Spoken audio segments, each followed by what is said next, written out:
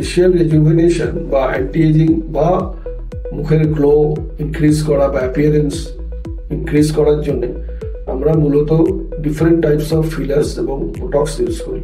Botox বা botulinum toxin মূলত দু জায়গাতে করা হয়, একটা ফোরহেড লাইন্স গুলো মাস্ক করার জন্য বা ক্লোজ ফিট থাকলে সেটাকে মাস্ক করার জন্য এবং টাইট জ লাইন করার জন্য বা প্রমিনেন্ট জ লাইন করার জন্য। ফিলার সাধারণত আমরা মুখের লাইন ওপরের দিকে লাইন ধরে দেওয়া হয়, এটা ছবিতে আপনারা দেখেছেন, ভিডিওতে C1 C2 C3 বিভিন্ন রকম নাম আছে। এতে যেটা হয় স্কিনটা কিছুটা টানটান হয়ে যায়, স্কিন টানটান হয়ে গেলে অনেকটা গ্লো বাড়ে এবং ডিপ্রেশনগুলো মুখের যেখানে ডিফেক্ট থাকে সেইগুলো চলে যায়। এর সাথে ফিলার লিপসে দেওয়া হয় লিপসটাকে মোর প্রমিনেন্ট করার জন্য।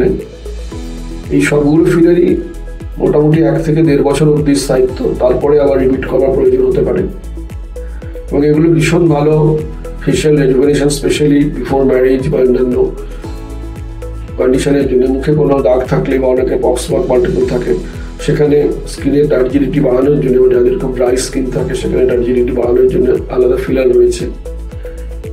এইগুলো স্থায়িত্ব আপনার সেই 9 মাস থেকে 12 মাস বা 1.5 বছর অব্দি হতে পারে।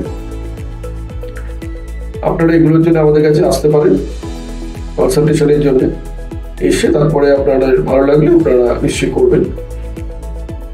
কোনো প্রশ্ন থাকে তাহলে আমাদেরকে জানাতে পারেন।